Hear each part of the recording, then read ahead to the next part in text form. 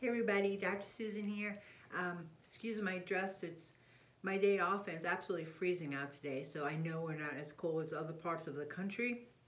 It's cold for here in Georgia, and we don't have the snow either, so I feel for y'all. I don't miss the snow, I know what it's like.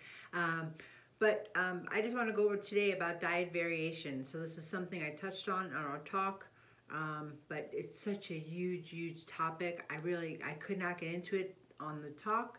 I can't even get into it on this video, but I'm going to try to give you the basics and then reach out if you need more help with it. But this is the one topic that people wind up coming and asking me, you know, how do I figure this out? Because what many people feel is that if they find what works, they think that's what they do for the rest of their lives. And that's not so. It's about diet variation. So I always tell people when they get stuck with their weight loss, the first thing I always say is you have to vary it up. And a lot of times they don't know what I mean when I say that. So I try to explain a little further what varying it up means. But what it means is that don't eat the same thing every day or don't do the same thing every day. You have to learn variation. So I'll give you an example. Variation, actually, what I try to get people to and what I follow is like a 3-season eating plan. So you have spring, summer, and if you think back to 1,000 years ago, in spring and summer is when the harvest came in, when fruits were plentiful, when vegetables were plentiful, when the gardens were coming up and growing.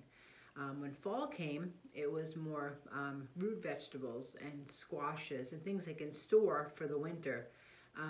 But in the winter time, food was quite scarce unless it was jarred or there's no food growing. So anything you could save, so it was mostly meats and healthy fats and whatever you could jar or preserve for the winter months. So that's kind of the time when you do keto. When you eat lower carbs, you eat more protein, more healthy fats. But then when spring comes around, I always say eat what's in season. So whatever the first things to come in season in the springtime, I think strawberries is the first thing. And then as the season progresses into summer, you'll have berries, blueberries, blackberries, raspberries. And then as you go into the fall, it'll be apples, pears, citrus. So that's three season eating, and you can probably Google that. I know there's a book about it, and the author has a great website, and all the information is on there. So that's a variation. So it's a monthly or seasonal variation. So what I'm usually talking to people about is a weekly variation, especially women. So if you're over 40, as I am, and you did or do the keto diet, I had great success on the keto diet. As you know, I had MS. And reversed it, and the keto diet, ketones, nutritional ketosis, does wonders for healing my brain, healing my body from MS. So it was an incredible modality that I used, but it's meant to be used therapeutically, and that's what I did. But at the time, it worked so amazing for me. My weight was down, I felt great, my energy was high, probably never felt better. But what happened was I stayed on it, just like many of you do. It was great, working great. It was easy for me to do. It was so simple. So I did keto and fasting for probably about 3 years, and did amazing and felt amazing. But what happens after time is that when you do that for too long, too much of anything is not good. So when you do it for too long, especially as a woman, will tank your hormones. My hormones are always really very good. I'm very lucky in that sense, but I haven't been meeting a lot of women my age or just slightly older than me that are not having the same luck. So what happened with me is that I started to gain weight back because it was a kind of reverse insulin resistance. I'm not going to talk about that on this video. But the thing is that the key to that was what I had to do was add in a feast day.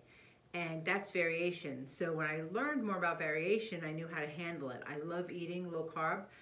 It does wonders for my brain. I'm best thinking when I eat low carb, and I'm less tired. So when I eat carbohydrates, still to this day, I can handle a lot more carbohydrates than ever before. But still, they will make me kind of sluggish the next day as my body metabolizes them. So a lot of energy issues that people have is that what they're eating is the issue. So you have to kind of find out for yourself what works best. And I'll tell you, speaking to women over 40, it's very multifaceted. It's not simple. So it's not about one thing. It's not about one diet. It's not about vegetarian or paleo or keto or any of that. It's really a mixture of all of them. So there are times when I'm plant-based because that's the time of year for that. There's times when I eat more protein and more meat. That's in the winter time. And my body's to the point now where I've been doing this for so long, I actually crave. As the seasons change, my body craves differently. So I'm looking for different foods. As does women in their monthly cycle have to eat according to their cycle. This is a whole new concept that I'm studying. It's just according to your cycle. There's a time in your cycle, when you're menstruating, and then when your body's rebuilding back up hormones, ovulation comes, and then you actually have a couple of days when you're actually okay to fast again. But then before your cycle, I say around day 18, I think the older you are, the sooner it gets in the cycle. So maybe a week before, week to 10 days before the cycle would start, or what you think would be your cycle, if your cycles are not regular anymore. You have to feast during that time. So what feasting is when you are not fasting, not even intermittent fasting. It's you wake up in the morning, 9 o'clock in the morning, you're starving. So that's your body telling you you need more carbohydrates at this time. Your body needs an insulin spike to be able to complete the hormone conversions it's trying to complete. So your body is incredible at telling you what it needs. You just have to become accustomed to listening to it. And not just fight against it. So many times people will call me and say, oh, I did terrible this week. I was just starving. I couldn't fast. I had to eat. And then I say, well, bingo, right now is the time for you to pay attention to what's going on because you need that food. So stop fasting and enjoy your food. So usually I'm a big fan of intermittent fasting or any type of fasting. Some of you may be new at intermittent fasting. And if you are, that's fantastic. But I'm going to give you a tip right now that you have to do. You can't just fast or intermittent fast forever. So I just got an email from somebody the other day. She's intermittent fasting. She's doing great. And then she read some stuff online. It was kind of mixed. But I was like, you need to do a variation. Like, don't just intermittent fast. Like, she liked it, it worked for her, and it helped her a lot, you know what I mean? So she kept doing it for months and months on end. So she wasn't quite listening when I said to do the variation, and people don't. I'll tell you, I know that because I have people who lost lots of weight with me and they go low carb, and then I tell them, women, you have to have a feast day. Make Saturday, Sunday, or both your feast day. You have to eat. And they're hesitant and they won't do it. And then I'll ask them, did you do that? No, I didn't want to. I'm scared. Don't be scared. I promise you, if you're struggling with weight and you're a woman and you're over 40, you have to have a feast day. So I have women at age about 51 or so, they have to have 3 feast days a week. So they have to eat breakfast, they have to eat lunch, they have to eat dinner. They just have to. You still want to have a somewhat of an eating window, but now it's like a 12-hour eating window, 10, 12-hour eating window, and eat everything, but have 3 meals in that time. You have to, because your body will be calling out to eat at that time. So don't just think that you are losing control, that you don't have self-control or discipline, and that why am I always craving whatever it is. There's a reason for it, and you have to know that. For women especially, and that's why a lot of women fail on keto, because they go on and think they could stay on it forever. You can't. And if nothing happened at this point, that's fantastic, and you're having success, fantastic. I'm happy for you. But at some point, you're going to have to add in feasting days. I did. So it took me 3 years. I was doing phenomenal for 3 years, and then all of a sudden I was like, what's going on? And I had to add in the feasting day. So I did. So I'll just tell you basically about the feasting day.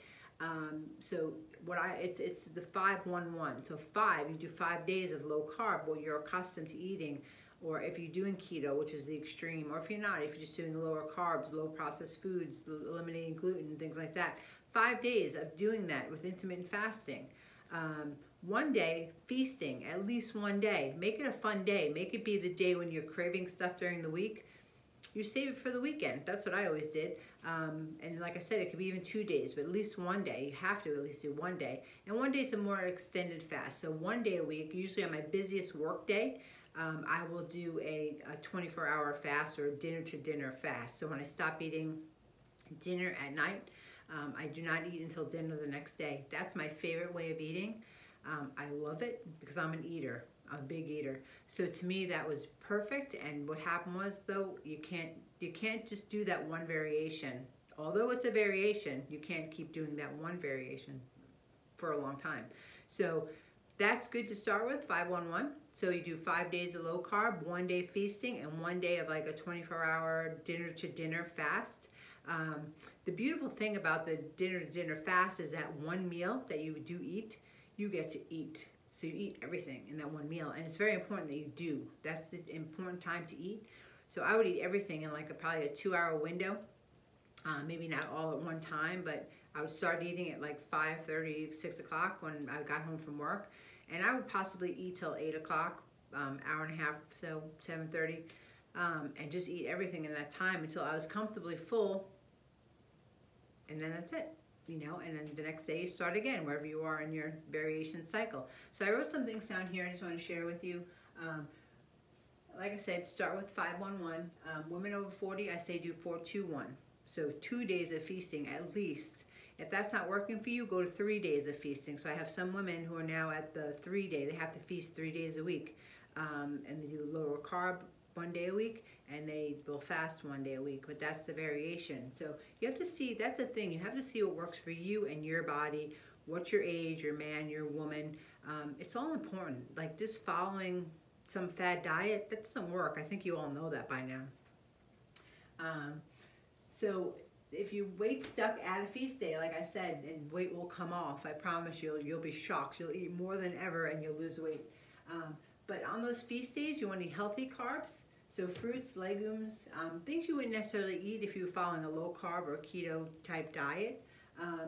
The fruits that you wouldn't necessarily eat. So when following keto or low carb, we eat lots of berries and things like that. So on the feast days, that's when you can have some fruit. Some have an orange, or have this time of season, or this time of year in this season, grapefruits and citrus is wonderful. That's the in-season fruit right now.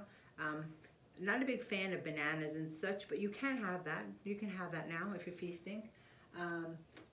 So feast day does not mean cheat day. So it's not that you go out and eat pizzas or French fries or, you know, things that you shouldn't eat, gluten. It's you eating healthy. It's just a healthy variation of what you eat that you would normally eat regularly. So maybe sweet potatoes, maybe russet potatoes, beans. Maybe it's time for chili. You know, football, chili, things like that. Time of year for that. And if you're having feast days, that's the time to eat that stuff. So I just want to introduce you to that because you can really enjoy life when it comes to food if you incorporate all this. So there are days there's discipline and you're more strict with yourself, but then there are days where you can have a little fun with things. Even a gluten-free dessert if you're craving something. A dessert, but it would be a gluten-free dessert because I don't tell anyone they should eat gluten. It shouldn't eat it. So we have cauliflower pizza here. Jessica wrote grain-free bread. I love. It's called Against All Grain rolls, and we make like on this grain-free roll. My husband makes like chicken parmesan sandwiches. They're amazing. But I would never in a million years think I could eat something like that. When I start having feast days, I can have it. I'm not going outside the parameters at all on things I can't, that'll harm my body. It's something that I can have and eat, and it's something I enjoy. We enjoy that together. So that's a big thing, grain-free rolls, or gluten-free dessert. And then on feast days, do not skip breakfast. So if you're a breakfast eater and you're missing breakfast, you wish you could have it, you can. So on these feasting days, that's when you have your oatmeal, or breakfast type foods, more than just like maybe a smoothie or something like that. So I want you to enjoy yourself. Please reach out if you have questions. This is such a big topic. I've said that one time a week I'm going to make a video on weight loss, so we'll dive more into this. So please send in your questions. Definitely like and share this video, especially women over 40. I know I keep saying that because I'm a woman over 50 actually, so it's harder as we get older. It gets harder, but it doesn't have to be hard, and it doesn't have to be depressing, and it doesn't have to be a constant frustration. It actually can work out really nicely. So I want to help women to cross over that barrier that we have in our minds. So I hope this helped. Please reach out if you need any help at all. We're always here to help you. Hope you have a great day.